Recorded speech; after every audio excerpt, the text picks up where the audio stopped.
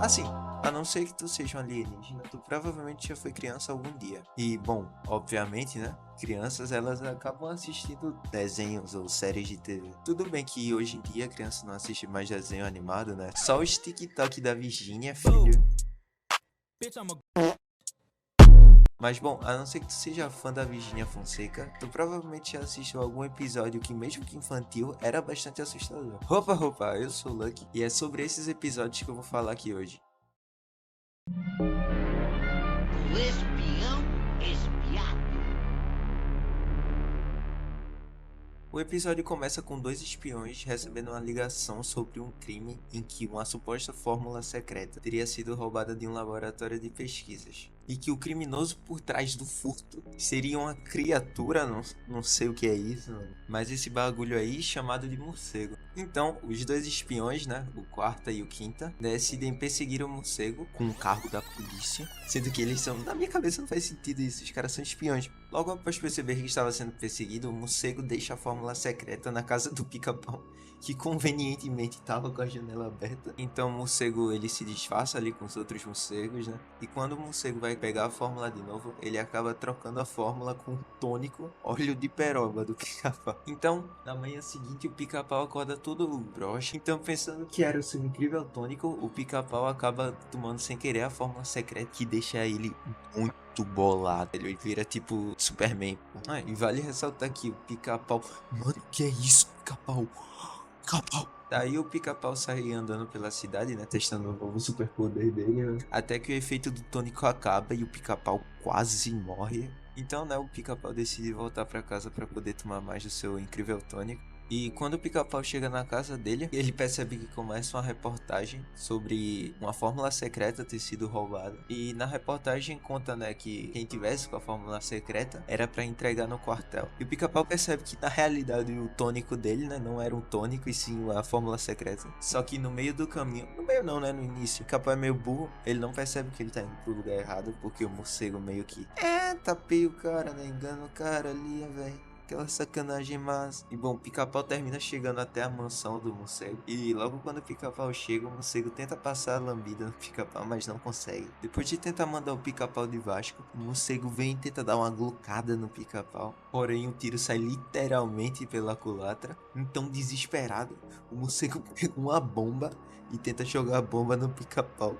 Mas o Pica-Pau ele literalmente segura a explosão e joga a bomba de volta pro morcego, que é obviamente explodido pela própria bomba. Então, logo depois disso, o Pica-Pau tira um baú do bolso e prende o morcego lá dentro. Um tempo se passa e depois de descobrir o quartel, de algum jeito que só Deus sabe, o Pica-Pau devolve o baú pros dois espiões, né? E dentro dele tem o tônico, óleo de peroba, porque não sei se vocês perceberam, mas o Pica-Pau ele deixou a fórmula secreta cair no chão, então obviamente só voltou o tônico, né? E junto de um taco, que no caso, né, taco em inglês significa bat, que é o mesmo nome dado ao morcego, que bat é a mesma palavra, então é a mesma palavra. É bem sacado. O pessoal do Pica-Pau é inteligente, né?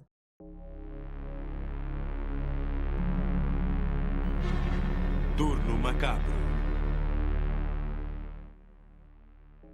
O episódio começa com o Lula Molusco indo fechar o restaurante, né? Até que um cliente aparece pedindo um hambúrguer. Só que o Lula Molusco fala que já fechou. E que, obviamente, né? Não tinha como vender o hambúrguer para o cliente. Então o cliente fala que eles estão perdendo dinheiro. E como bom filantropo, o seu siriguejo aparece do nada. E decide que agora o Siri Cascudo ia funcionar 24 horas por dia. Então o Bob Esponja, né? Começa a trabalhar à noite, vale ressaltar. Lula Molusco, estou trabalhando na cozinha. À noite. Ei, Lula Molusco, adivinha só? Estou cortando alface à noite. Olha pra mim, estou limpando o banheiro. À noite. Au! Eu queimei a minha mão. À noite. Um Lula Molusco fica puto com o Bob Esponja e pede pra ele levar o lixo lá fora. Só que o Bob Esponja fica com medo de ir, né? Porque, caralho, um breu da porra, mano. Imagina se aparece dois caras numa moto aí, pô. Então o Lula Molusco pergunta ao Bob Esponja se ele realmente gostava do turno da noite, né? Então, Bob Esponja reúne toda a coragem que ele tem e vai correndo até o lixo. Então, depois de voltar, o Lula Molusco conta a história do Zé Picadinho, que é tudo o que as pessoas dizem antes de ser pegas por ele.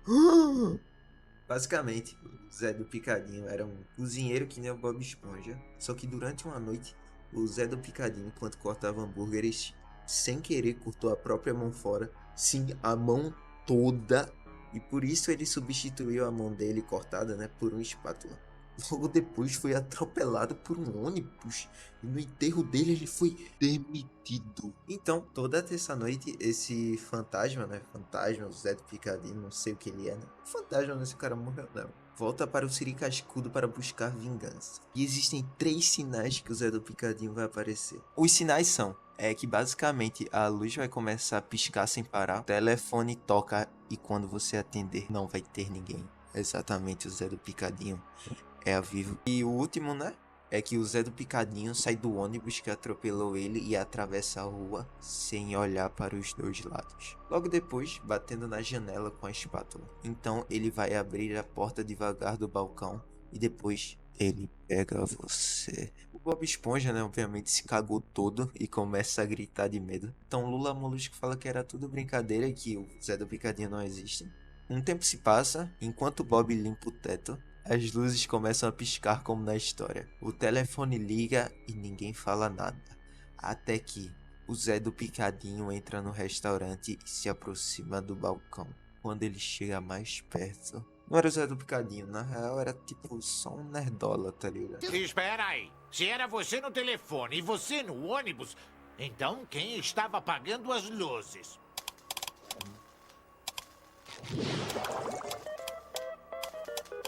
O Nosferatu!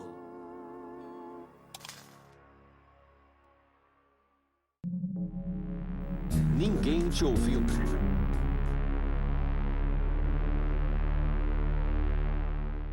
Esse episódio é provavelmente o que eu acabo tendo mais medo, né? Porque, querendo ou não, por mais que eu tenha visto todos os outros, esse é o que eu mais tenho lembrança, até por ter sido um dos últimos que assisti quando era criança. E que, sinceramente, os outros tinham um tom mais de humor, sabe? Tinha uma brincadeirinha no fundo. Esse, ele é mais sério. Tipo, obviamente não é algo completamente assustador, sabe? Até porque é feito pra criança. Mano. O episódio começa com um Alce lambendo os habitantes do Reino Doce, enquanto o Finn e o Jake estão perseguindo ele. O Jake cai no chão e bate de cabeça no meio da perseguição, enquanto o Alce quebra as pernas do Finn. E depois de quebrar as pernas do Finn, o Alce joga o Finn num poste, que obviamente faz com que o cara desmaie, né? Ninguém é de ferro. Então o Finn acorda no hospital, chamando pelos moradores do Reino Doce.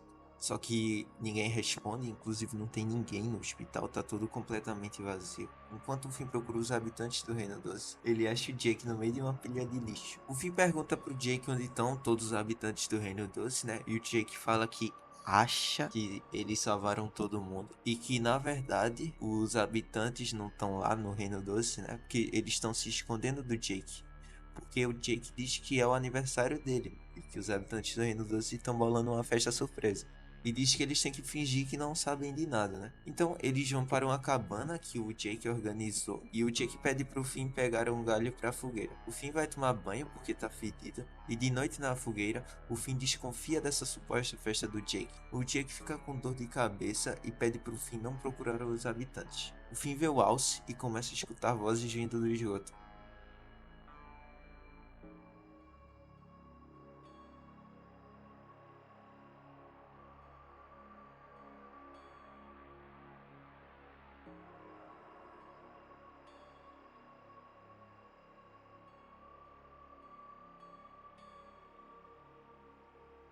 Então o Finn percebe que na verdade seu irmão estava louco. Após isso, o Finn vai correndo rapidamente pro bueiro, né? Só que o Jake quebra a cadeira de rodas do Finn. Então, como o Finn percebe que o Jake já tá completamente enlouquecido, o Finn começa a fingir que tá na festa. E usando todo o seu QI, o Finn finge que vai brincar com o Jake. Até que, numa cena completamente bizarra, o Finn encontra todos os moradores do Reino Doce presos, engessados, eu não sei o nome disso. É como se eles estivessem melados de mel.